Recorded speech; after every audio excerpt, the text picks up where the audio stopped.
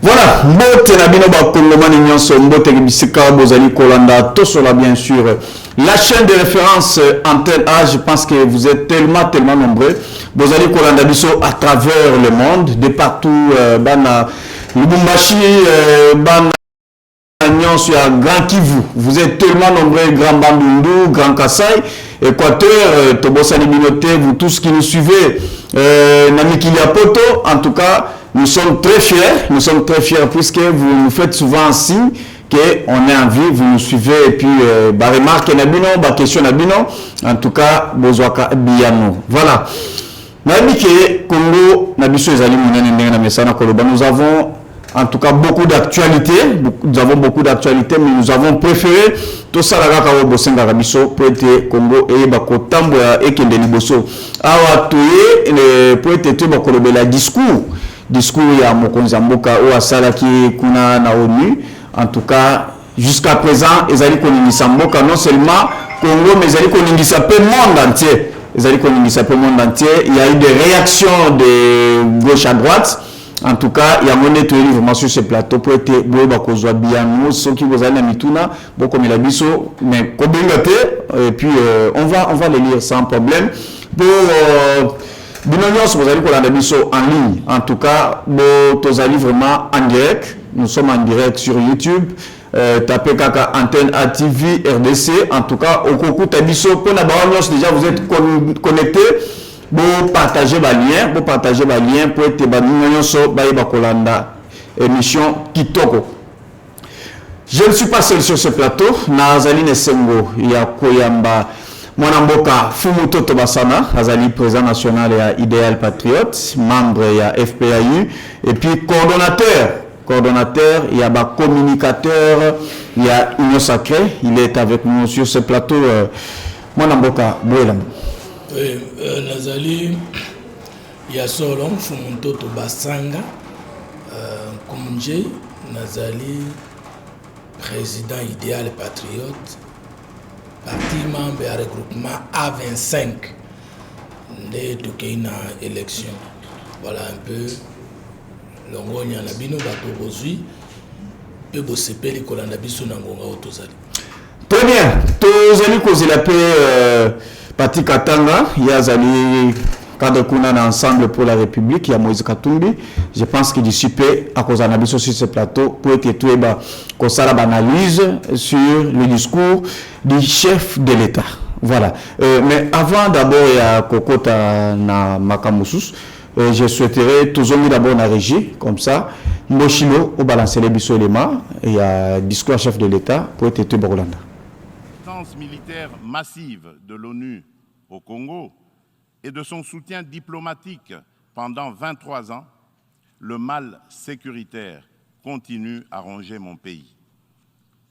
Afin d'éradiquer définitivement l'insécurité, restaurer une paix durable et assurer la stabilité à l'est de la République démocratique du Congo, plusieurs accords ont été signés avec les groupes armés et même avec les pays voisins, sous la garantie de la communauté internationale. Des mécanismes nationaux et internationaux ont été créés. Toutes ces perspectives de règlement définitif du conflit n'ont duré que l'espace de quelques mois. Vite, l'architecture s'est fissurée et l'édifice s'est écroulé. C'est ici le lieu d'aborder une question d'une importance capitale pour la République démocratique du Congo et pour la consolidation de la paix dans notre région. Il s'agit du retrait de la mission de l'Organisation des Nations Unies pour la stabilisation en République démocratique du Congo, la MONUSCO en sigle, de notre territoire. Après plus de 2 décennies de présence, il est temps pour notre pays de prendre pleinement son destin en main et de devenir le principal acteur de sa propre stabilité. Nous sommes reconnaissants envers la communauté internationale et les Nations Unies pour leur soutien et leur partenariat, mais nous sommes également conscients que le retrait progressif de la MONUSCO est une étape nécessaire pour consolider le progrès que nous avons déjà réalisé.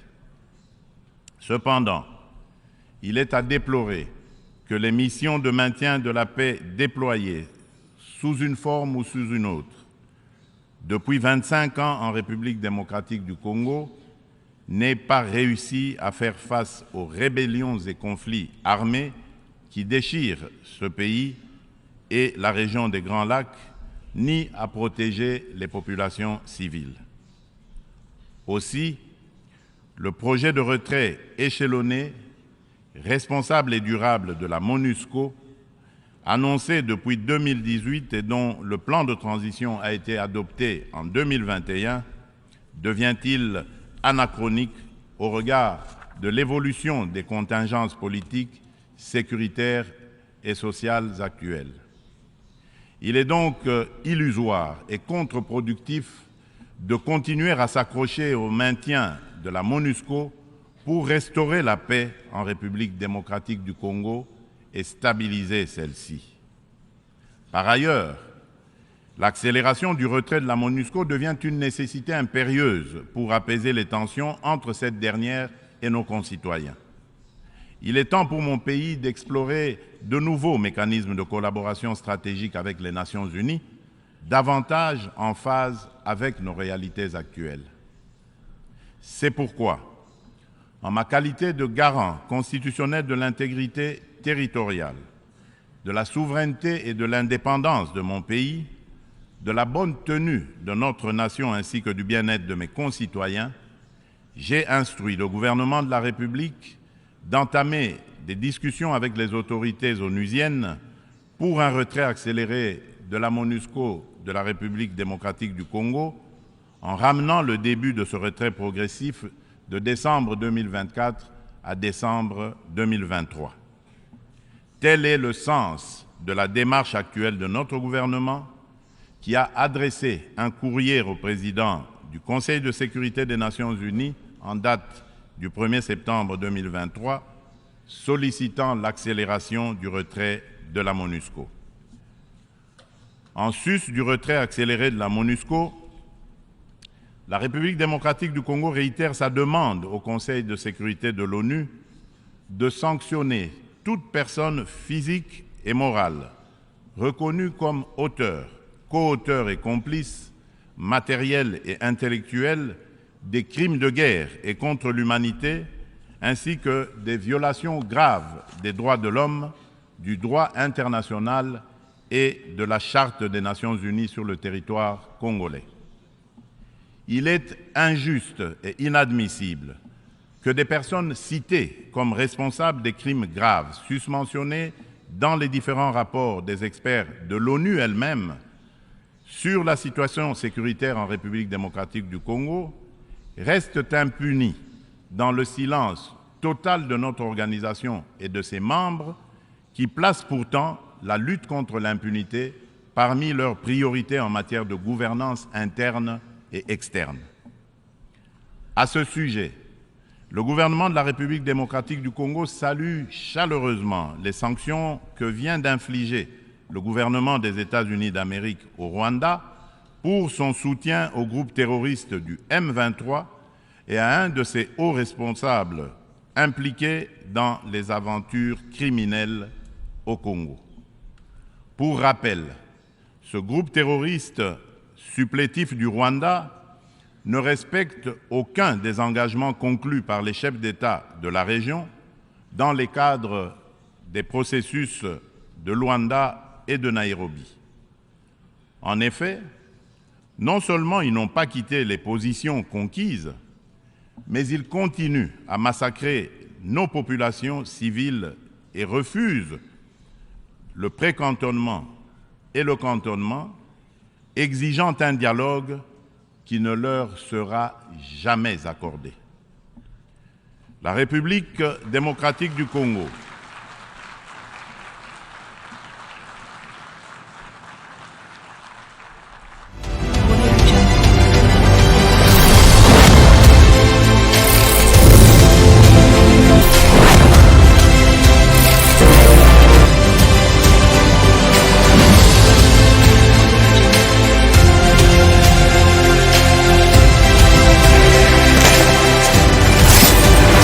Voilà, merci beaucoup Mboshilo pour l'élément Moko Kitoko au Biso. J'espère que Bolandi Nabandaku, invité Nabiso déjà sur ce plateau, Biso tout au lundi, vous avez suivi discours, il y a chef de l'État, le Lengue Pene vraiment à l'Obéli. Fumototo, est-ce que discours il y a Félix Antoine Tshisekedi Tshilombo du point de vue sécuritaire, est-ce qu'il a rencontré les attentes de la population? Discours à chef de l'État, la tribune, il y a Nations Unies, 78e, la PSI de Konangaï, Batikatanga Mbote, le Bokolekola Motema. Ça fait plus d'une année que je l'ai vu et c'est une joie pour moi. C'est une occasion aussi à vous présenter déjà. En tout cas, puisque déjà on a annoncé qu'il est sur ce plateau, Patrick Atanga déjà il est avec nous sur ce plateau. Voilà, on peut continuer. Ça fait longtemps. Ah, d'accord. Donc, Congolais, nous ceci qu'à Sali, même Ndeko Patrick Atanga, Azana Sengo Yakomonake, le président Tshisekedi, dans la scène internationale, Azali ko continue ko jouer rôle au Tobanaki causé la Kala. Le plus grand d'entre nous, le premier d'entre nous, président de la République a joué en haut. C'est d'être sincère, franc, précis et même frontal vis-à-vis à Batou. Oyo bazako boni samboka. Soko tali na discours wana makambo misato atali. Nini peuple asepela ayoka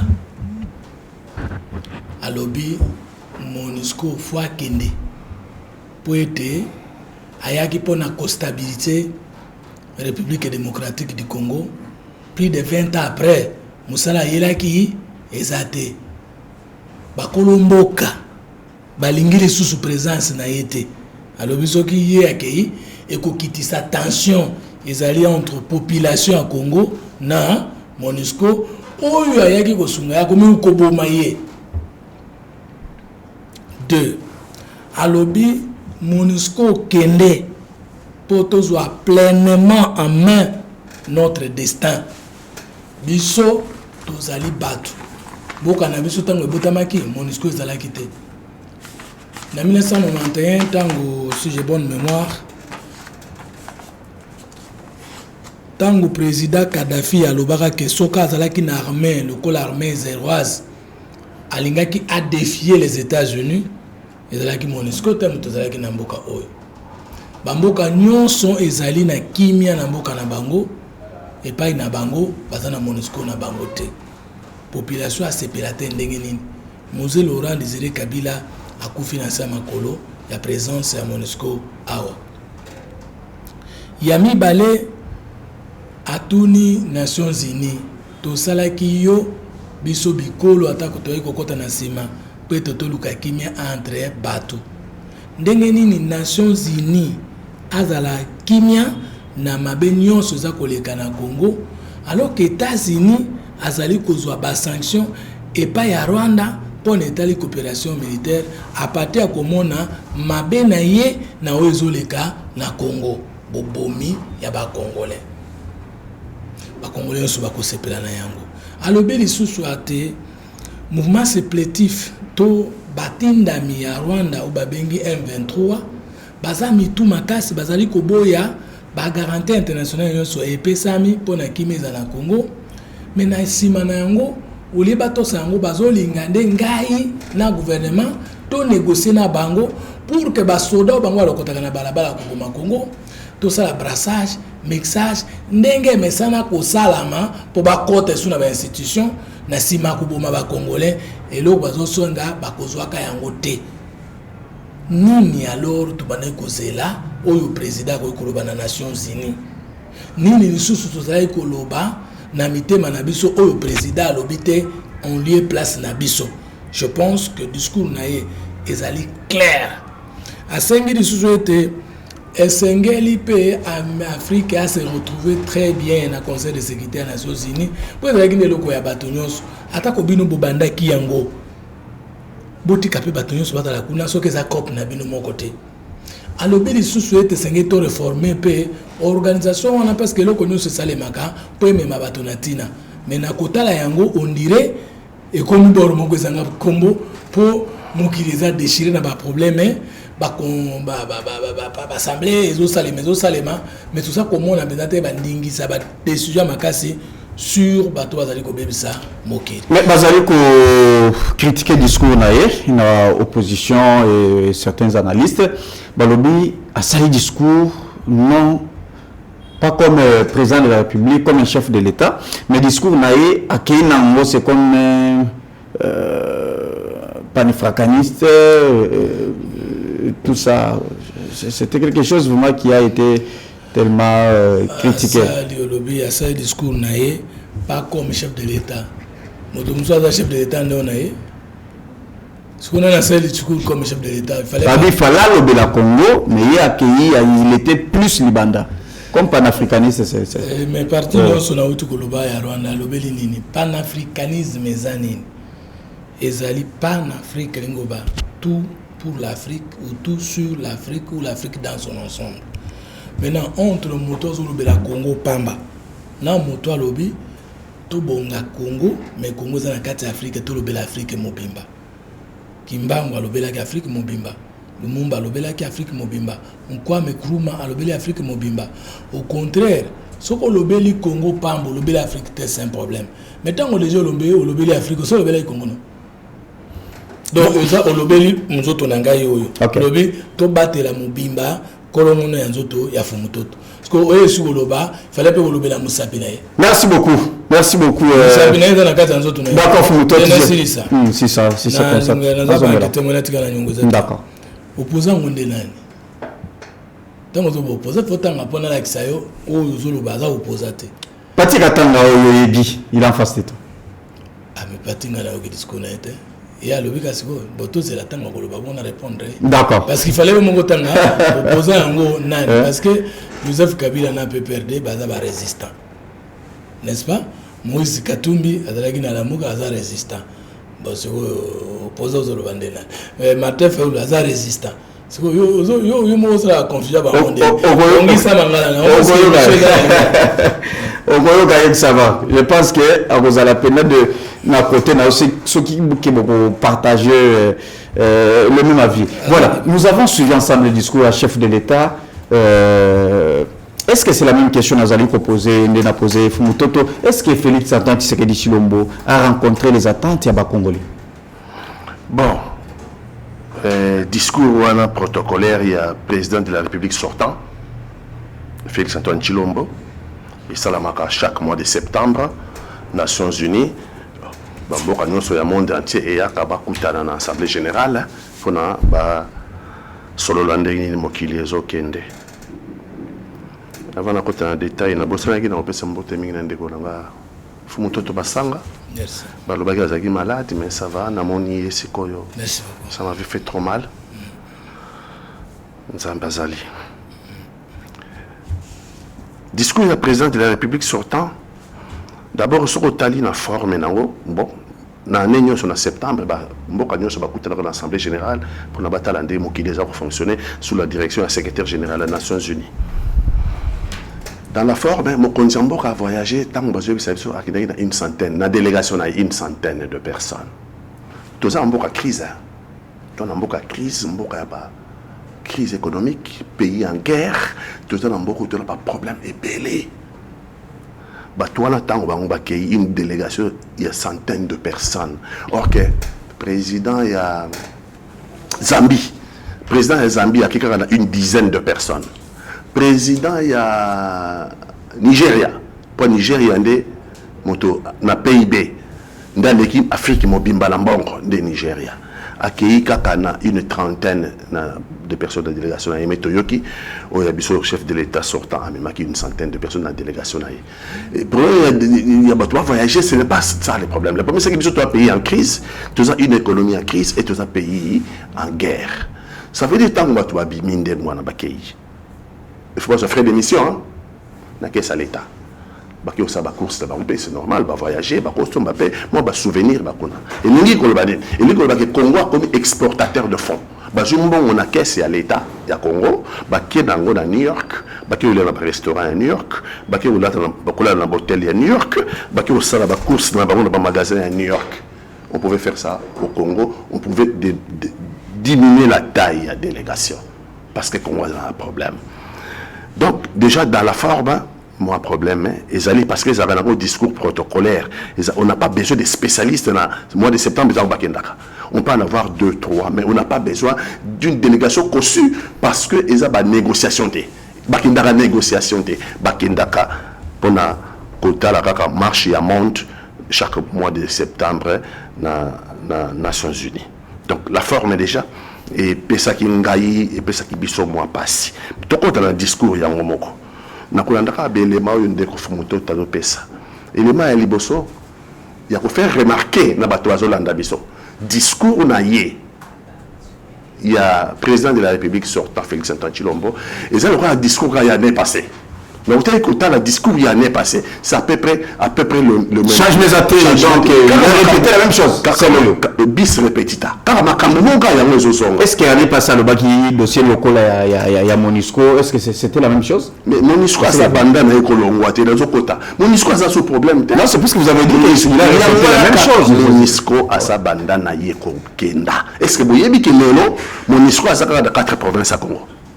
Monisco a tiré dans la province à Sud Kivu, province à Nord Kivu, province à Ituri, la province à Maniema. Dans la province où Monisco a Sakanga Bisaka, donc ce n'est pas un événement, il y a aucune scène qui départ à Monisco. Monisco a ça déjà dans Zela, ma collègue dans Zela, Monisco a aucune déjà.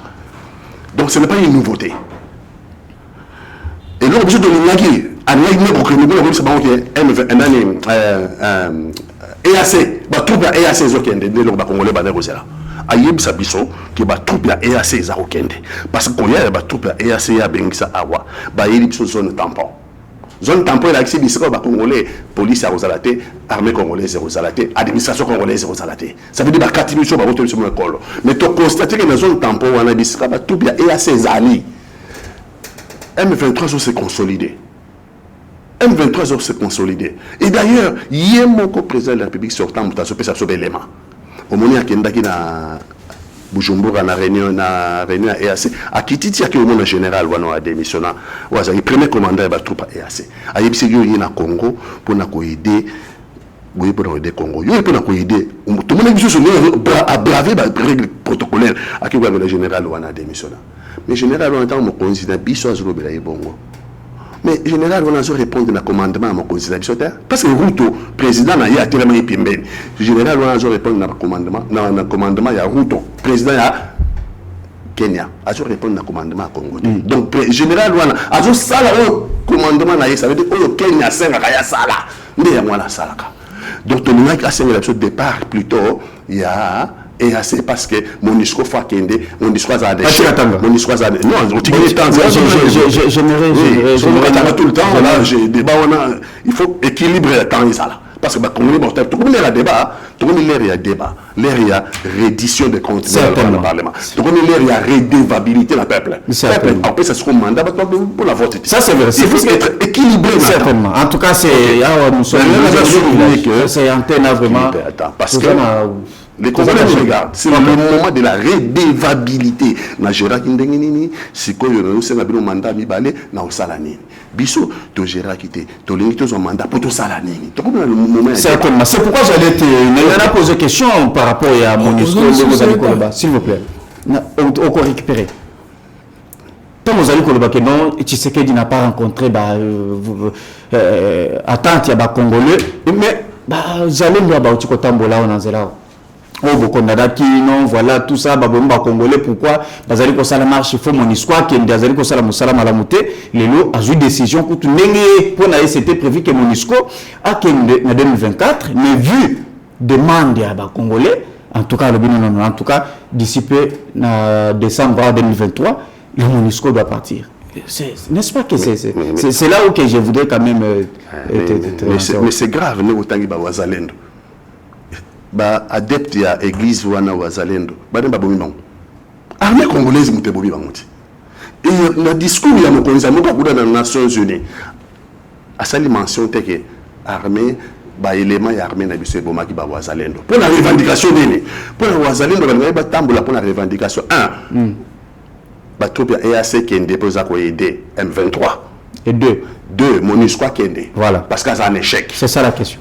Ça nous sommes d'accord, mais lobby nango kaka l'air ba MONUSCO l'air ba bomi ba wazalendo lobby nango kaka baboma ba on la nuit du 30 au 31 août sur na bo sanité lobby nango kaka gouvernement na biso tindi requête na conseil de sécurité pendant le parlement que MONUSCO a accéléré le départ naïe mais quand c'est pas lobby ba wazalendo pour la ligne parce que revendication na ndé ya on ba depte à église wazalendo armée na biso bomi bango pour la ligne. Et pourquoi le président de la République a lobby yangoté la tribune. Merci beaucoup, je vous reviens. On est encore sur ce plateau. Je vous reviens.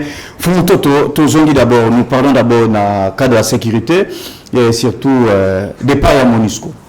Tant l'actuel régime, les acquis d'opposition lobby, ceux qui Kabila Lingaki atindika ou soit tabenga na MONUSCO akinde bobanda kulingate non il faut MONUSCO azala mais pourquoi bolingaki départ à MONUSCO te soutenir en depuis période de Kabila Zagina pouvoir. Bon, ça lingala na yo, ngala c'est science politique à carigourer la bamo. Régime est dans l'opposition te.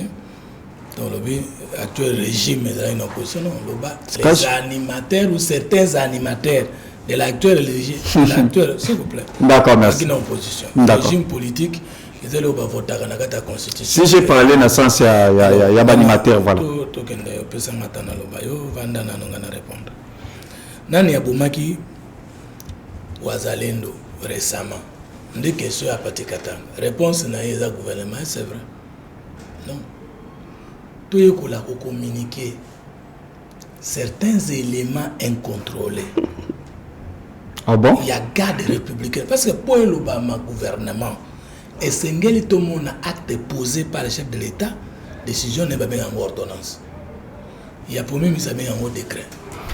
Mon sous décret loi. Mon ministre a venu en arrêté. Et la responsabilité de sous bien en décision ou ordre.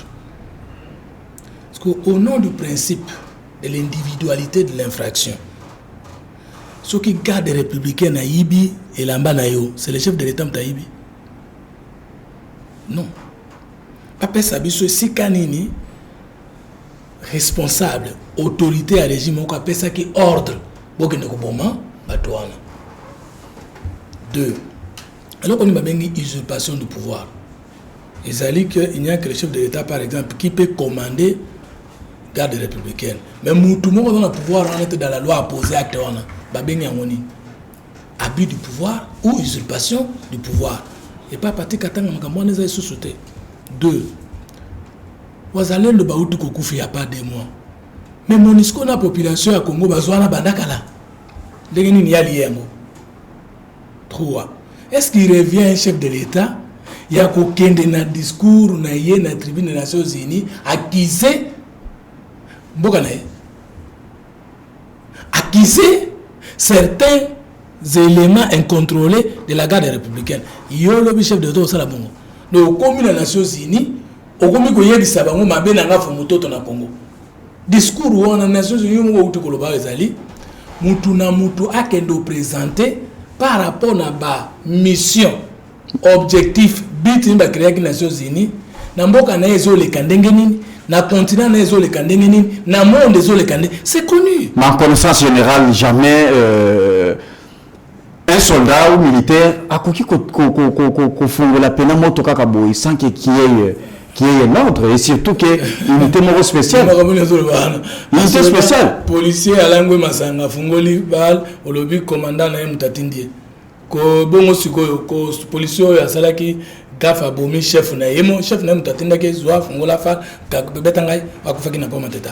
Ngamne zolowa. Te question musuku sala question te bon alors toyo ka toujours na question avant d'intervenir ça fait réfléchir de kona je sais que c'est pas mal les gens qui réfléchissent mais na éviter alors biso to gérer qui teta mazo biso na banane yo ngana to kozalana union sacrée nous n'avons pas géré même si pas vous et moi individuellement parce que nous n'avons pas encore les attributions claire d'exécution, mais nous avons assumé quand même cette gestion et nous sommes alliés à Batouaga pour gérer. Je ne sais pas où vous êtes aujourd'hui parce que ça fait longtemps que j'étais malade. Je remercie Dieu et votre compassion. Nzambe Papa Mbolayo parce que je me sens quand même réveillé.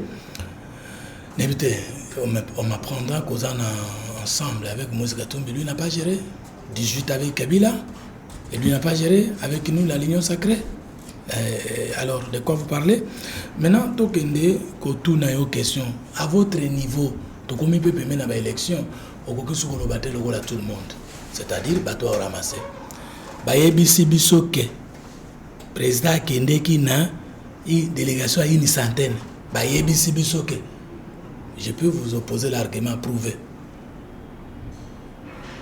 Est-ce qu'un homme politique peut donner des choses de manière ramassée comme ça? La trempe là, la dire au sein de pouvoir, la dire au sein de l'opposition. Au cas où on accéder à l'information en termes de données d'État, peut qu'on ait la délégation, il y a chef de l'État et Kendeki. Même alors, on a tout après ces documents, là qui sont en sciences politiques, la pratique politique, la pratique diplomatique, délégation est limitée à combien? Parce que pour condamner l'autre, il faut s'asseoir dans la coutume, ils ont condamné, dans la doctrine, ils ont condamné, dans la loi, ils ont condamné, dans la pratique, ils ont condamné. Il ne revient pas à quelqu'un de se réveiller, on ne fait pas ça. Mais sur le bas de quoi vous condamnez ça, si c'était fait comme ça, alors que vous n'avez aucune preuve. Deuxième, le négociateur, mais c'est très grave ce que tu viens de dire. Balobara toujours en marge de la 78e session, les chefs de... Oh, d'accord. Ce qui est dans Matanga, il y a officiel, donc on a parlé du peuple. Tous les lieux. Mais les politiques qui se sont rencontrés là, vont négocier. Natuni, là, tu as une francophonie. Tu as une francophonie. Ma belle, ça va quitter. Ma belle famille, elle va quitter. Oh, les politiciens, ceux qui vont il y a des agendas cachés, mais avec des rendez-vous à marge de la... Vous Nations Unies, vous allez à l'hôtel, vous allez au président Moussouté, au officiel Moussouté, au discours après au sera terre de la bonté.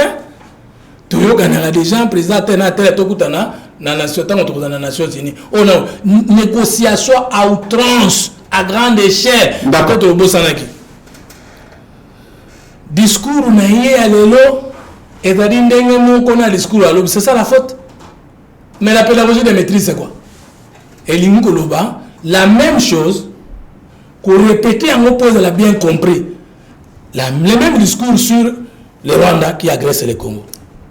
Mais au lobby, mais au talité que ça a évolué, discours de la fois passée, il avait indexé le Rwanda, il n'y avait pas les sanctions américaines sur la coopération militaire avec le Rwanda.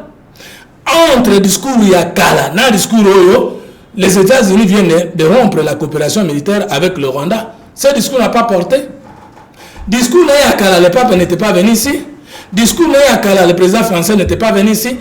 Entre le discours il y a Kala, dans le discours il y a, et qu'est-ce qui s'est passé ici? Il y a des avancées diplomatiques significatives. Dans le discours il y a Kala, vous le voyez que vous avez aussi. Petit katanga. Na discours ya kala lobaki na Boutros pardon, na secrétaire général des Nations Unies boye. Ba memela yo texte ya organisation na biso. Finga ka yete. Ça c'est le président c'est quel mutayebisa qui est.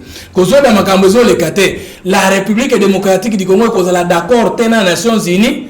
Tango mutu azo bundisa ya azo monana mais bazo tika ye na embargo na régime de notification pour l'achat des armes et équipements militaires pour que le Congo va se défendre.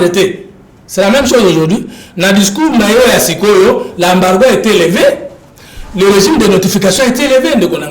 Même le président Salipona, il y a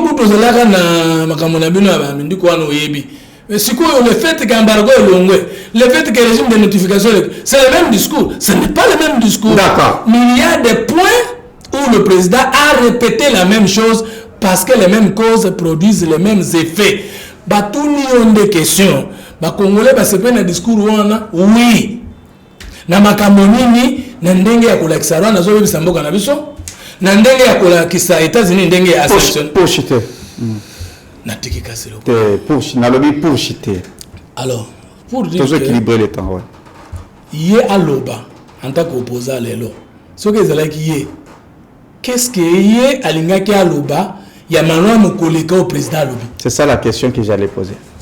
Je pense que bon, c'est comme si déjà vous avez une carte à cerveau. Maintenant, très bien. D'accord. En tout cas, pas de coupure intempestive parce que le monde n'a pas le quartier. Ok? Je veux m'exprimer. Vous avez 8 minutes. Parce que dans le discours, il y a un changement des années. D'abord, discours où il y a celle des Nations Unies, c'est bis répétita. Il répète la même chose. Attention, Makambo lobby en termes de diagnostic.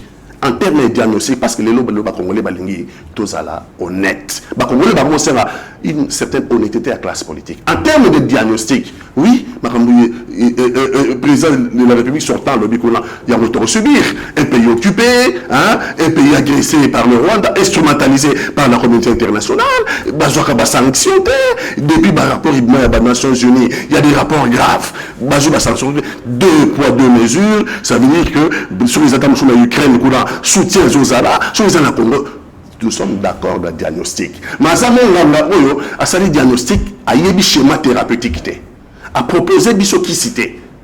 Congo a le malade, il y a malade d'ailleurs devant Monganga, ya malonga. Monganga a la diagnostic à lobby, d'après l'examen médicaux, na moni boye. D'après la constatation, signe clinique, na moni boye. Après Monganga a proposé schéma thérapeutique. Président à lobby, le rôle à président, comme a le pouvoir, le rôle à découvrir le Makambouango. Nous avons il fait mandat. Et donc, il y a un peu de choses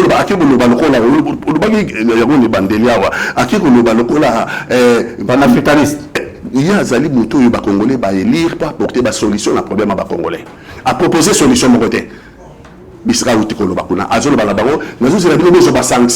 fait des personnes qui ont un mandat. C'est la même chose qu'on demande dans la communauté internationale. Quand il y a tout ça, la sanction parce que Bango Moko est dans un complot, on a contre un cannabis. Parce que par rapport aux Nations Unies, ils ont tout le président sortant. Par rapport aux Nations Unies, depuis 2001, sur l'agression à Congo. Et par rapport des rapports de dizaines de rapports de Bima étayés et puis ça va détail sur l'agression à Congo. Alors, les Congolais, c'est le président de la République. Après avoir constaté que Bozako Ninganate, Biso Congo, te décider. Un président, il décide et il imprime la ligne qu'on va suivre. Mais il y a fait un mandat, à quelqu'un comme d'habitude, un plaintif, à quelqu'un se plaindre comme d'habitude, sans proposer ce qu'on a au salanini. Et là, c'est qu'on a au salanini. Et là, Congolais, c'est la Rwanda. Donc, Wazalendo, responsabilité bon, peut-être l'intellectuel congolais, peut-être quand ça un intellectuel, justement sa particularité, c'est de ne pas tout connaître. Peut-être membre armé, peut-être toujours des trisans autoyés bien. L'armée obéit à 2 commandements. L'armée obéit à la chaîne de commandement militaire. Ça veut dire que l'armée a la discipline. Armée il y a mon côté, armée il y a mitindo, il faut obéir à mitindo, et puis armée ils ont obéi à la deuxième chaîne de commandement. Ils ont deuxième chaîne de commandement, ils ont politique. Tant que basala qui gère voilà. Gère outil musira outil DSP, soit ça dit na hier, on a outil qui DSP Kabila le père a sali GSSP la transition 1+4 méthode au sala GR. Ils ont unité d'élite, unité spéciale chargée de sécuriser l'institution. Mais la première des institutions, c'est le président de la République. C'est le président de la République. Donc, le parallélisme est avec des guillemets, ce que je vais dire, l'armée ou les armées à président de la République. C'est la première des institutions. OK? Parce qu'ils ont chargé mission principale. Il y a sécuriser l'institution. Et la première des institutions est ça. C'est qu'on y a ils allaient bavure, enfin, au terme militaire, ah, mais ça grave. Parce que les images. C'est un dérapage. Dérapage. Le qu'il a un boka moko, au dérapage. Bisca dérapage en haut et un crime contre l'humanité. Armée en boka moko, dérapage est alaka. Ça existe. Mais c'est un boka moko, un crime contre l'humanité. Bateau bazo samba, juge nabiso. Il y a un qualifié crime de crime contre l'humanité. Crime imprescriptible au regard du droit international. C'est quoi c'est vrai, mais c'est d'accord, il faut pas mais il faut pas ça l'enquête. Comment est-ce qu'on en arrive à ça? Enquête, c'est la flagrance. Flagrance. Non, parce que tellement attaqué à 3 h du matin. Parce que l'église, parce que les gens pensent que non, qui rassemblait dans lieu de prière na bango. C'est à 3 h du matin. 3 h du matin, de baké ko attaquer bango. Tant que baké ko attaquer bango à 3 h du matin, babomi bango. Regarde ce qui se passe. Baké ko piller. Il y a une succession de baké ko ça pillage. Je ne sais pas si on a no ba yiri bango mbela bango ba côté la banda ko ba jibe mbelo ko na manga kolia. Baké dango. Troisième fait saillant, baye na ba mitukaya armée. Baye na ba mitukaya armée ba komi ko loko tabibembe. Dans l'optique de dissimuler Bibembe wana. Quatrième fait saillant, le gouverneur sortant, gouverneur Wanandima, a dit à la télévision par le bas qu'il y a eu que 6 morts. Pour lui, malheureusement pour lui, c'est le gouvernement de Kinshasa qui réagit. Qui dit non, si monté. Tout ça, au Kossi. Tous ces faits-là, nous démontre à suffisance que un individu de lui-même a tabazami balette à Misato qu'on décide d'eux-mêmes. Parlons maintenant des histoires. Il faut une enquête sérieuse, alors l'enquête sérieuse est satée. Il fallait des responsabilités politiques. Sur le plan politique, le ministre de la Sécurité, ça veut dire le ministre de l'Intérieur, il doit s'expliquer. Le ministre de la Défense, il doit s'expliquer sur la chaîne de commandement militaire. Sur la chaîne de commandement militaire, le chef d'état-major général doit s'expliquer. Le chef d'état-major de la JR doit s'expliquer. Et un chef d'état-major, sur place, il y a JR, Goma, détaché na Goma. Les services de sécurité, REDOC, ANR, les services de sécurité militaire, ex-DEMIAP, tout ça, baza, na antenne, c'est toute une chaîne de gens qui doivent s'expliquer parce que le crime est très grave, crime contre l'humanité. Mais parmi 6 personnes, je crois, ça, si je ne me trompe pas du nombre, on a flagrance. Non, il aurait fallu des enquêtes sérieuses. Donc, ça veut dire que voilà, il y a des problèmes. Question Zaboye. Vous avez critiqué le discours du chef de l'État. Il fallait le banini. Il fallait communiquer Ngengeni. Pour rencontrer les gens congolais. Parce que vous êtes resté aussi avec 2 militaires. C'est un assistant. Quand vous avez 2 minutes. C'est important. Mais je dois terminer. Le président Zouaki, le président légifère par ordonnance. Le premier ministre légifère par décret. Le ministre légifère. Papa. Mais il y a YouTube qui a contre l'Iwa Chebea, non? Qu'est-ce qu'on a dit politiquement? C'est Kabila Ndabo Michebea. Qu'est-ce qu'on a dit politiquement? Il faut s'assumer en politique. Il faut ça. Tina Yolanda Yawa. Aboy Kopé sa Kabila Mbote de sommet en 2012. Sur le perron à cause de ces problèmes. Sur le plan politique, sur le plan formel et la science po balobi boye. Ici, nous ne sommes pas l'agrégation des sciences po. Ici, nous sommes en train d'analyser les faits sur le plan politique. Ah, toute l'agrégation de la science po. Alors, c'est sur le plan politique. Tu vas le Macambao. Tu vas dire que chez Béyababoma qui est. Est-ce que Kabila a ordre Kabila fait ça? Tu n'as pas d'ordre non plus. Mais qui dirige? Même Moutazali, chef de service de sécurité à Congo. N'est-ce pas Kabila? Même de chef d'état-major, même de commandant suprême des forces armées. Ce n'est pas le président de la République. Donc, le président de la République a la responsabilité. Son cas, il y a ça qui l'a voté comme d'habitude. Son salaire, il ne connaît pas. Makambouya, il ne connaît pas. Ça, c'est une parenthèse. On veut continuer comme ça. Non, il doit être responsable. Sur le plan politique, il a une responsabilité. La mère à Mobutu. Babouma, Batuna, l'université à Lubumbashi.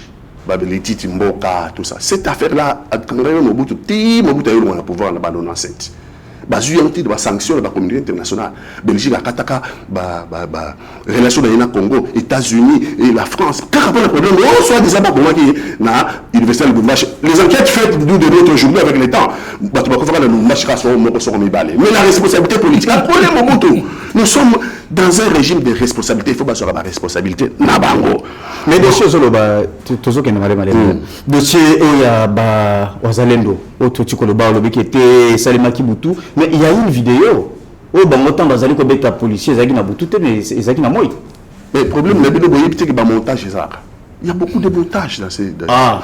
Est-ce que policiers, on a comment c'est fait que Bango, Bakangi, policiers, on a comment pourquoi on a contredit, le gouvernement a contredit le gouverneur sortant Ndima?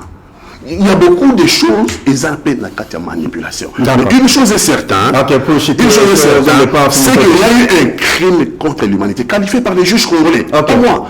Et donc, crime contre l'humanité est un crime très grave. Il faut ma responsabilité et ça l'a étendu tant sur le plan politique que sur la chaîne de commandement. Donc, ici, pour me résumer, le président de la République a passé une solution de diagnostic et à sali. Donc, les malades restent toujours sur son lit. Lui, après le diagnostic, il ne propose pas un schéma. D'accord, merci beaucoup. Merci beaucoup. J'ai souhaité vraiment. Non, aux paroles. Nalobi le voté. Hein? Yo, moi, nalobi. Mais avant, aux appels, Kogote d'abord, on a dossier Tali élection. Mais avant, il y a Rosamaloba. Avant, il y a Rosamaloba. Comme ça, vous allez d'abord. Non. Dans ça, la toilette, après, tu as un dossier élection. Parce que on peut tout ça, j'ai un dossier, après, ça ne sera pas vous respecter. Il y a un banda qui a son certainement. C'est pourquoi je ne veux pas. Sinon, aussi, ça va. Non, mais s'il vous plaît, n'a précisé. PC 8 minutes, tu vas le PC 8 minutes. Vous avez 30 secondes, comme ça, pour tout évoluer. Par rapport à. Donc, il y a un deuxième sujet comme ça, il y a un deuxième. Au lieu des élections nationales. Parce que je n'aime jamais habitué. Non, comme ça on peut aller. On peut faire l'impeccable rapidement pour tout à répondre comme mon côté. Ce que l'année bien. S'il est dans la vérité, tout cas, comme la présidente de Gaulle, je connais mon nom.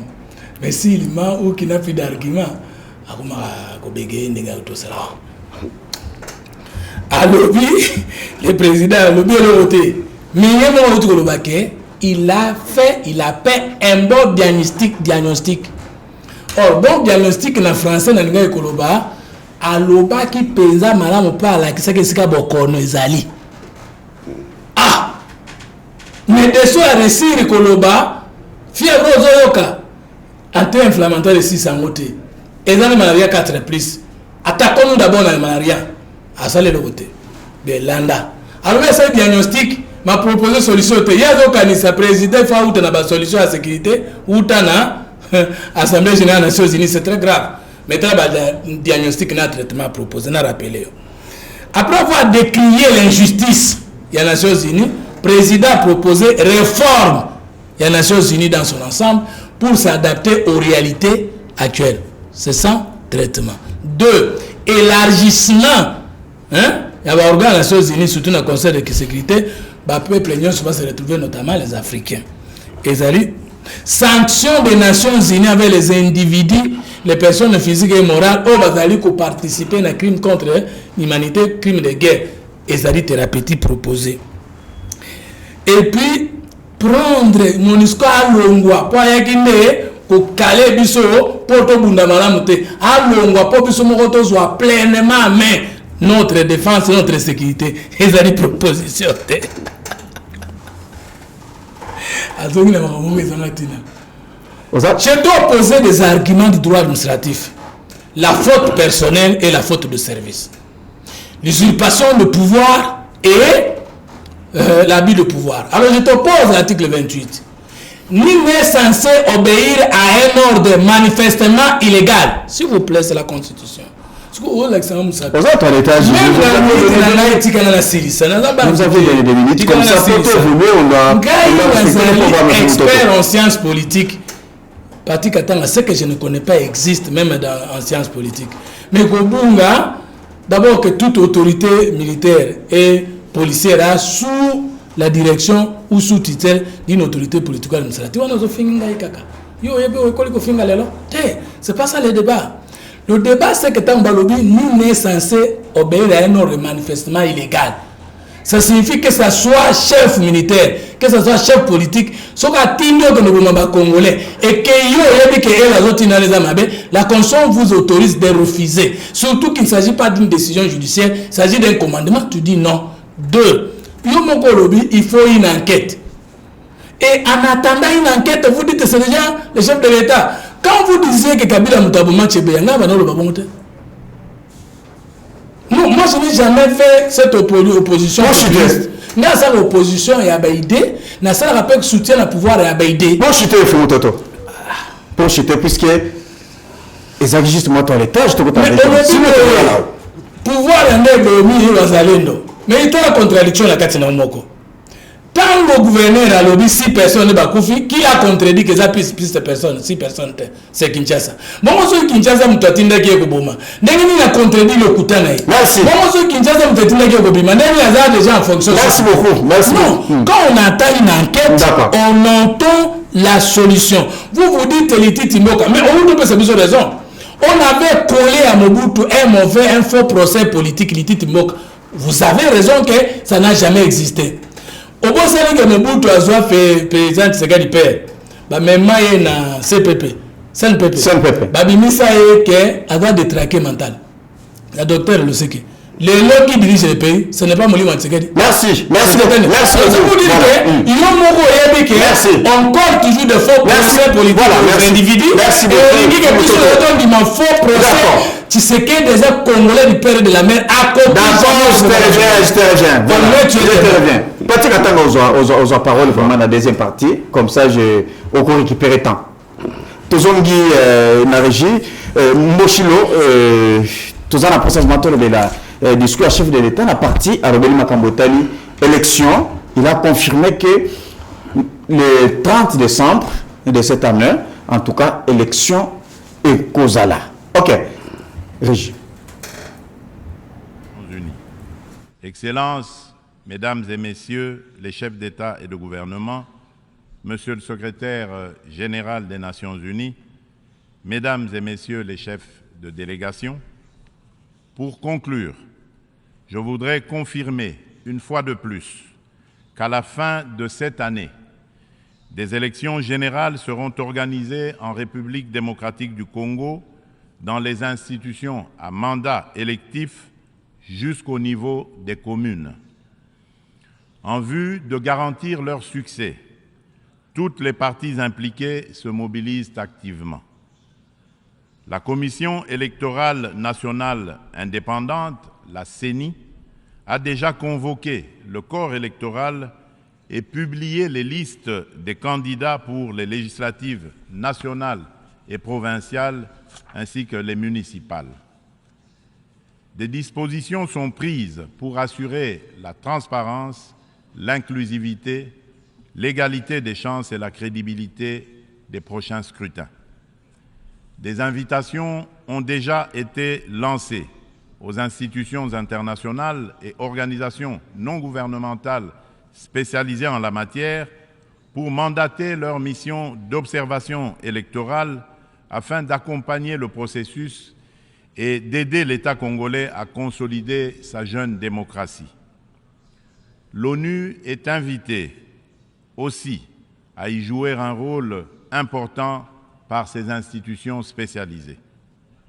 Le gouvernement congolais remercie déjà celles des institutions et ONG invitées qui sont déjà à pied d'œuvre.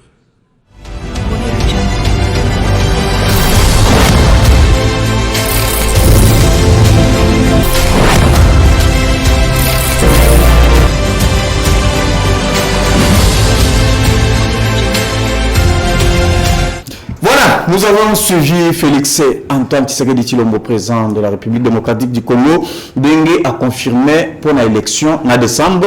En plus, à lobby par rapport à la difficulté, moyen compréhension, et allaient vraiment dans le processus électoral. À lobby, les invitations déjà, si organisation internationale, dans le sens que Baya, qu'on participer, moi, transparence, et Zala assuré. Voilà. Petit Katanga, nous avons suivi cette partie au présent de l'élection. Bon, vous avez évoqué, il faut le fichier électoral et tout consort, bureau, composition et bureau ACENI, mais nous avons suivi cette fois-ci, lobby, Union sur Libanda, invitation déjà, Batindi, pour être Baya, déjà dans la Makambo, pour et élections à la pénévement, pour les. J'espère vous avoir. CENI a sa commission électorale nationale indépendante. Hein? Okay. Mais voilà, le président Moutazolo comme président de CENI. Bon. Nalina qui a rencontré membre Belé de Gofumoto à lobby concernant trop perdre de temps. Il y a passé des débats sur les alatos, il y a des débats parce qu'il y a beaucoup de choses à dire. Mais tout le monde est membre de l'élection. Il y a le lobby comme président CENI. Mais comme le président CENI, non, le processus c'est un problème. So bomoni que bande comme sous-soutil les lots ba souscrire le processus ba boycotter te fayu la boycotter te FCC ya bisran de kofumoto ta utaki a boycotter te mais ça qui ba préalable à respecter bisopé touché ba candidature na biso préalable les ati biso bato to sana bali ya Moïse Katumbi na ensemble to chepé ba préalable e fayu la zalango na ba préalable FCC zalango za ya biso nyonso to zaka la même préalable mais seulement peut-être la stratégie ils ont divergé biso to kenda yeko puisque vous tambola qui ça il marche ensemble et tout c'était objectif et zala objectif et zala mais to premier comme une attaque qui déposer ba candidature autre vous êtes séparés t'es séparés mais bien qui ensemble que ça va marcher parce que c'est un objectif non obtenir que va rencontrer CENI a rencontré ba préalable na biso et ça l'a dit que Tokei que toute candidature non la question c'était pas votre candidature ou pas la question c'était CENI faut rencontrer ba préalable na biso et les préalables là sont pendants sont sur la table. Ça la remarque nous sur le lobby toutes les listes définitives sont là. Non, le président de la République n'a même pas l'information. Il n'a même pas l'information que la seule liste définitive au CENI et ça va être députés nationaux, députés provinciaux. Non, nous avons une liste définitive parce que le CENI pas une liste définitive, CENI a une liste provisoire. Liste provisoire pour qu'il y ait contentieux, ce qui après contentieux dans la cour constitutionnelle, mais peut-être on a une liste définitive. Donc le président de la République n'a même pas l'information en ce qui concerne les députés provinciaux, en ce qui concerne les conseillers municipaux. Il n'y a pas de liste définitive. Donc, le temps où il y a une salle devant la communauté internationale, il y a une information la vraie. Au moment où dans la précipitation, il donne même à la tribune des Nations Unies une information qui n'est pas vraie, qui est fausse. Bon, si qu'on a élection est là, oui, nous demandons élection est là. Nous n'avons jamais dit que tu as boycotté l'élection. Nous ne jurons que par élection dans les délais constitutionnels. Il a confirmé. Il l'a dit. Le président de la République, le problème est sur le Katanga Mingi. Parce que le président de la République, combien d'Allemagne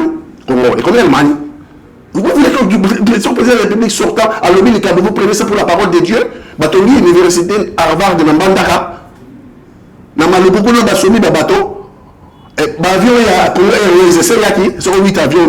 Non, le président de la République, il nous a habitués depuis 5 ans à dire des choses qui, dans le fond, ce sont des choses creuses.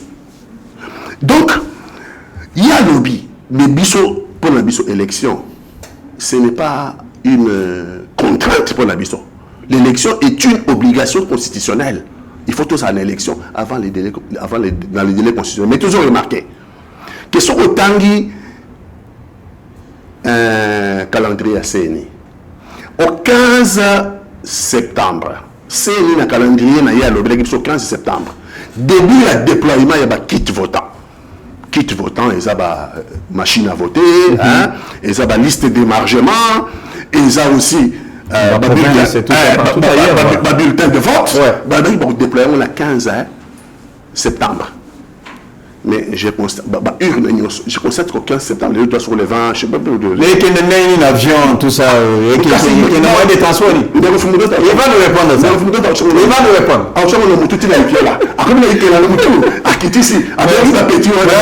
Donc, vous comprenez que le processus, nous constatons qu'au 15 septembre, c'est l'équipe comme les sur le 20 et quelques, je ne sais plus, commandé, quitter, votanté, c'est la liste d'émargement, commandé, urneté, et puis liste définitive, il y a scrutin, ils allons nous prêter. Nous, on regarde, peut-être le miracle, mais ce n'est pas impossible. Ce n'est pas impossible. Les élections sont là, le 20 décembre, conformément au calendrier. Merci beaucoup. Et à la je pense que vous voyez bien. Voilà, tu veux Mutoto, président de Nalobi, qui m'a parti à Tangalobia. lelo bakite électoral n'habite sur le nini n'a pas province et tout consort avion exaté mais il y a zali quoi assurer mission que non à la fin de cette année élection et kozala et de deux questions établies invitation à lancer mais il fallait lancer l'invitation là bien avant pour être le fichier électoral et tout consort audit il faut participer pour bailler la vérité réellement ce qui est reconnu et bon dans la fichier puisque l'engue de l'opposition bazali koloba pour eux fichier bazali ko salela ils a fichier au batika kinananga donc ils ont déjà quelques éléments et pourquoi aller continuer l'invitation la deuxième partie déjà la processus électorale na bandala on a mo opposition pour lingi ya mingi na lobaki na yo ke Katumbi aza opposante je ne parle pas seulement de Katumbi, mais je parle de Martin Fayoul aza opposante baza ba résistant parce que la loi portant statut de l'opposition et l'obibo tout ça la débat républicain sur le peuple. Quand vous parlez de résistance, c'est ce qui est constitutionnel expression résistance parce que c'est la constitution mais alors yoka tant mutu le mot tina na ngozani et ça peut communiquer makanisi abatu non tant mutu lobi que ye azana est opposante yo zo benga opposa en vertu de quoi la loi portant statut de l'opposition le biboye est de l'opposition article 2 et 3 le parti ou le regroupement qui ne soutient pas le programme du gouvernement qui a pour mission de critiquer les actions du gouvernement et de formuler des contre-propositions parti c'est bon à part Adolphe Muzitu Oya Salaka a critiqué, a félicité à proposer. Et a proposé na opposition wana qui encore. Boso yoke sika Moïse Katumbi a proposé likambo. Baptisa n'entend pas malo. Si nous voulons parler de l'opposition, nous pouvons parler d'Adolphe Muzitu parce que au moins lui il critique, parfois dans la critique à bato comme Goloba, ah Muzitu basombiye. Tant à proposer, ah, monsieur tout raisonne. C'est ça.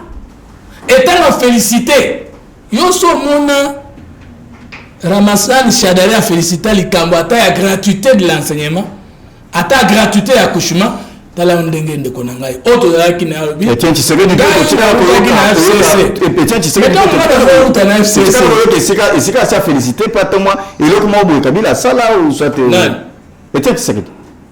Papa biso tozolo ba makambo lelo yozo renvoyer nazo linga nazo sona me repose en paix parti à l'obi gana utaki FCC c'est vrai FCC est dans la opposition c'est la plateforme électorale avant toute une élection tant que cette élection bino cash pour gagner élection présidentielle tout ça le mariage non yo utaki cash gana utaki FCC to kena libala to comme pouvoir non.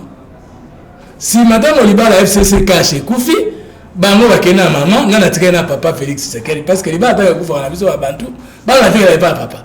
Na liba la wana kabila taki mwasi, Félix Tshisekedi taki mobali. Ngana tikela lokola Kasaye et pas papa. Iyo pe lokola yombe bakile ki papa to tikali nayo.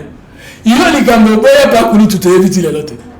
Comment on ne pas Tshisekedi pona okende pas Katumbi ndeko. Et na lokola Ozoki mangubu, okokuta na kaima, osele voter. Qu'est-ce qui t'a fait partir de Tshisekedi vers Katumbi, le fossoyeur de la République?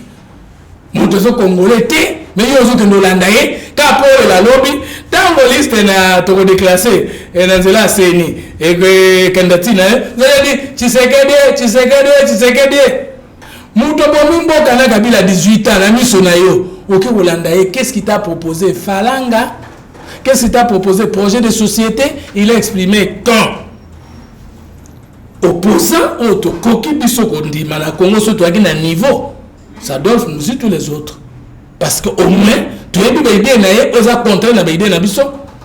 Tu as dit la reconnaissance, la performance, Félix Tshisekedi a sali. Puis tu as dit la proposition selon la loi. Lui n'a pas le même langage que vous. Il n'a pas le même langage que Katumbi. D'accord. Deuxième chose, Yoga Makambonaï.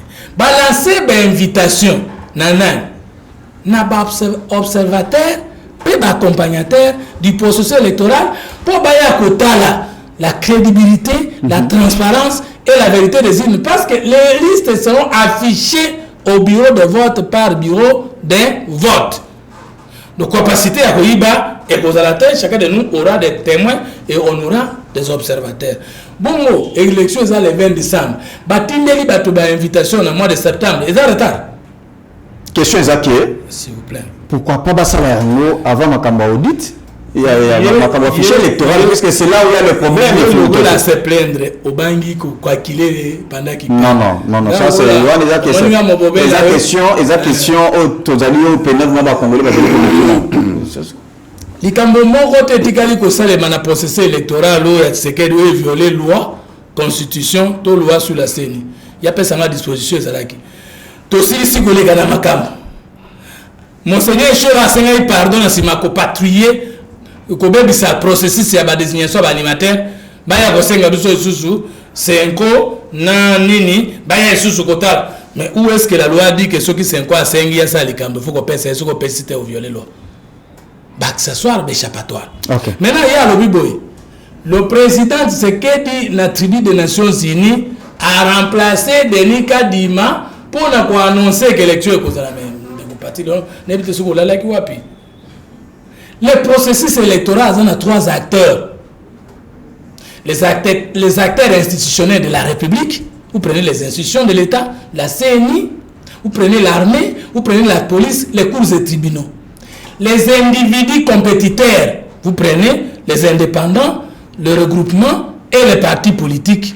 Vous prenez les accompagnateurs nationaux, vous prenez la société civile et les autres organismes. Et vous prenez les partenaires internationaux. Cette question est une question de souveraineté, bien sûr, mais avec interférence internationale. Il faut clarifier position. Il est le garant du bon fonctionnement de toutes les institutions de la République, y compris la CNI. C'est en cette qualité-là qu'il dit à la communauté internationale, chez moi, il y aura, conformément à notre constitution, l'organisation des élections. Donc, place il y a un peu qui dit ça. Non, si ça attend la minute dans la souka. À sa position, il y a des cas demandés. Donc, dans tout le qui est question, il y a des experts en discours des chefs d'État des Nations Unies. Il y a des abisso, toi à sa place, qu'est-ce que tu veux dire au Kuka quitter. Merci. Alors, dans ce qui est qui préalable pour postuler, tout le monde dans le processus. Vous-même, vous dites qu'aucun de ces préalables n'a jamais été respecté, mais malgré ça, vous avez un processus. Si vous gagnez l'élection, la CNI sera crédible. Merci. Et si vous perdez, vous allez dire, répondez. Si vous toquez la processus, dites vous gagnez. Kalima a bien organisé les élections. Et parce que vous allez perdre. Terminé. Vous direz quoi? Après, vous allez dire, nous allons vous battre avec les réalisations du chef de l'État. Merci. Quand vous avez un discours chef de l'État, Allemagne, gratuité et enseignement. C'est gratuité et accouchement. Tu avais une minute, mais on consomme en Mais je termine en disant ceci. Le président Tshisekedi est en train de faire progressivement de l'RDC les mains de l'Afrique. La traçabilité de recettes publiques par l'IGF. Non, vous avez la parole. Vous avez la parole. C'est ridicule, non? Vous avez la parole. Non, s'il vous plaît. S'il vous plaît. Est-ce que vous avez la parole? Notamment déjà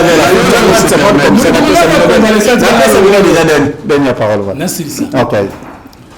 IGF, s'il te plaît. Inspection générale des finances. Kozongi saye nanzela. Nanzela ya l'homme au cerveau bleu, Gilles Alingeti. Et ça a déjà co-aligné le Congo à l'ordre futur de l'Allemagne de l'Afrique. La digitalisation des recettes, la DGI, avec Baname Wakad. Et ça a déjà Kozongi sa Congo dans l'ordre de l'Allemagne de l'Afrique. La gratuité de l'enseignement, exécuté de maîtres. Et ça a déjà Kozongi sa Congo dans l'ordre de l'Afrique. La levée de l'embargo, la levée du régime de notification, l'augmentation des recettes, les patrouilles financières. Papa, Atayo Moko, Yebisanga Yaba Tshisekedi, Nana Sala Yango. D'accord. Toi, tu étais directeur de cabinet d'un ministère sous Kabila. Au sommet, on va changer. Merci, je te reviens pour clore. Je te reviens pour clore. Alors que Bino Moko Bolobi, ça va avec la CNI. Ça va. Pati Katanga, Tshisekedi a confirmé au lundi Fumuto Tondenga Lobby, a dit ce qu'il est là, beaucoup d'élections, que Bo gagner yango, on a beaucoup de bagano organisation processus ezaki bien kadi mazal azamalam donc to mona ki peine attend ya Félix Tshisekedi. Maintenant pour na yo bino bokoti. Lelo ba partenaire na yo ba kotité. Ce qui est salimi qui c'est mis ba préalable wana c'est mis à respecter en beauté. So na bango kozala ndengeni. Ah, na lobi hein. Vous avez des minutes s'il vous plaît comme ça. Toto ba congolais ba lotala yo. Respectera ba congolais aux convalescents nazotan on dit oui mais nous salangoté pour na moni na yoka to za malade je ne peux pas faire ça un frère aux convalescents mais tu vois ko ba congolais que tous un processus congolais comme Allemagne aucun congolais ne te croit mon côté ya ba congolais l'argument wana tu à l'intérieur ba otala biso tu te respecter ba congolais même sur un bilan na yo bilan ya président de la République sortant tu devais même sur un bilan na yo tu devais sortir quelques aspects positifs. Même sur quelques aspects positifs là, nous sommes alors de très loin. Il y a besoin de la processus que les Congolais comme Allemagne. C'est moqué des Congolais. C'est vraiment se moquer des Congolais. Donc voilà la ligne qu'on l'a monté. Et puis on rencontre le président de la République à qui on l'a sans avoir l'information. Par respect à la fonction, on a le bâti à menteur. Par respect à la fonction. Par respect à la fonction. Mais à Kébolobake, toutes les listes définitives sont prêtes.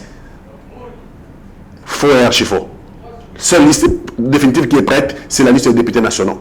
Pas la liste des députés provinciaux. Pas la liste des conseillers municipaux. Donc, on rencontre mon côté. Ah, pour la mini, Mosito à Salaraboye, Bisso.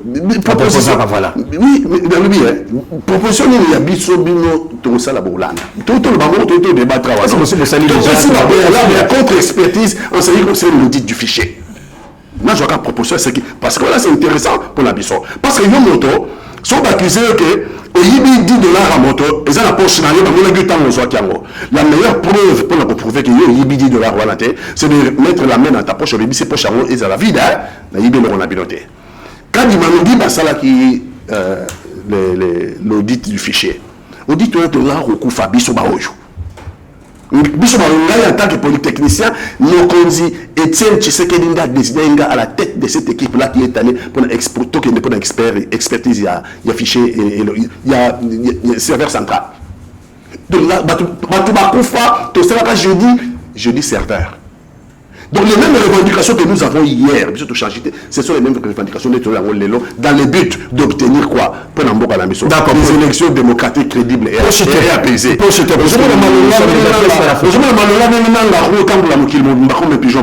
En train de nous raconter comment ça s'est passé en 2018. Et ceux qui sont sortis. Tout le monde s'est répété, le soutien aux Américains. Donc, tu peux essayer ma proposition, tu sais les critiques, tu peux essayer ma proposition. Et ils ont l'andamaté. Pour nous chuter, alors bien on a la landika tombi pour la nine. Voilà.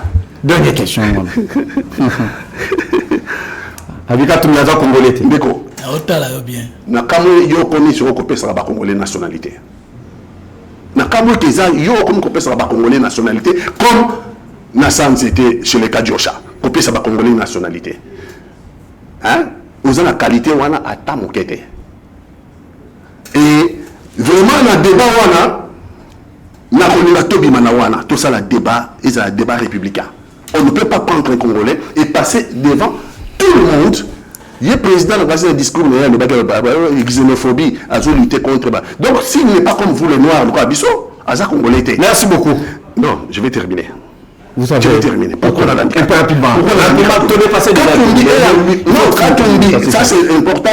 Et Michel le vendre Kawana. Quand on dit en lui-même, est une réussite sociale en lui-même. Oui, ça dépend ça rappelle pour la Congolais parce que là, il y a une entreprise florissante dans le Congo et travailler à la. Tu as au second de la cache à perte de vue. Tu as des plantations à perte de vue. Un Congolais qui travaille, qui a gagné l'argent en travaillant. Katumbi a été 8 ans gouverneur du Grand Katanga. Ok? Pendant qu'il était gouverneur du Grand Katanga, Vital Kamerhe, président de l'Assemblée nationale, a lobby na gouverneur de la Congo qui ne reçoit formation au Katanga et pas à Katumbi parce que c'est le meilleur gouverneur. Magazine Forbes, magazine américain, la plébiscité, je crois, ils ont 2009-2010, meilleur manager congolais en ce qui concerne la bonne gouvernance. Merci beaucoup. Katumbi Azou Mazembe, une équipe locale a connu ça à niveau haïssé dans le sport. Je veux qu'il fasse du Congo ce qu'il a fait de Mazembe. Je veux qu'il fasse du Congo un pays prospère. Merci beaucoup. Merci. Parce que Bilé est chaotique. Merci beaucoup. Merci, Patiratanga. Merci beaucoup. Le chef de l'État n'a pas dit dans 5 ans seulement, je fais de l'Allemagne du Congo, l'Allemagne de l'Amérique, de l'Afrique. Non. Allemagne de l'Afrique et l'Inkoloba, na kocha ba jalon. Oye komema Congo na koko mandege mboka muso komaki. Et c'est vrai, il est le premier na compulsé patrouille financière au moni ba français ba ya ba komisi chef œuvre des Congolais. Ce qui se queda bota makate ayakate. Yo depuis au mona mbela que nous sommes mona mobota tindi moi na classe au futate. Aujourd'hui, plus de 37 milliards de francs congolais aux Ezali affectés la gratuité de l'enseignement. Quand tu l'as prononcé, personne n'a cru, même nous, à cette époque, même si c'est ton dimanche qui était. Aujourd'hui, c'est une réalité. Bati katanga talanga na miso. Au PC contre-expertise. Moïse a un niveau à couper sa contre-expertise. Français a pas habité, idée a pas exprimé. Après ce qu'un vous voulez comparer Moïse Katumbi, n'adore vous nous on a idée.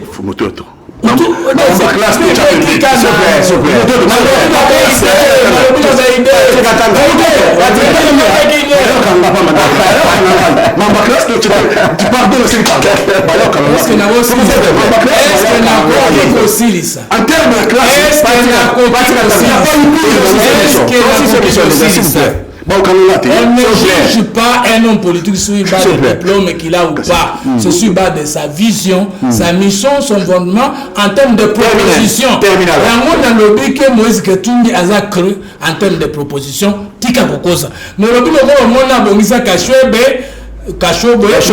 c'est pris si ça, c'est la casse. Rapidement, puisque tu débordé déjà 4 minutes déjà. Alors on a dit que Nanga n'est pas crédible. Yokaso ni kotangaye. Troisième élément, nous avons fait ça Congolais nini. Yo oza Congolais, nga naza Congolais. Naza na ba Congolais 3 wa na salle bazon di mangai. Vous croyez qu'il n'y a pas 3000 bazon di mangai? Personne ne peut convaincre tous les Congolais. Ba Congolais zaka au pour au contre les autres net. Yo nde ba tunda qui représenter bango. Ba yebisa ki yo ke bakamonyo sono ba se pelater. Quel moyen? Moïse Katumbi a été humilié. La gestion de la Grand Katang par la Déborah du Lualaba, Madame Fifi Masuka. Il y a eu le caméra avec le président de la République à Sengaki, le président de l'Assemblée nationale, à Sengaki, Bagolé Moussouba, mais les chefs de l'État,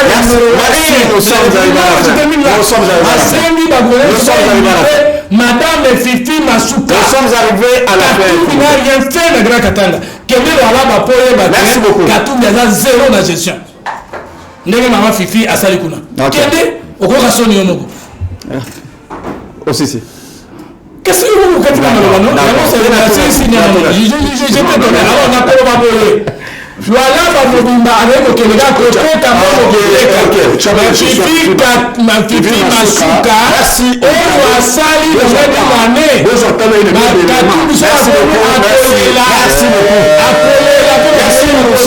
merci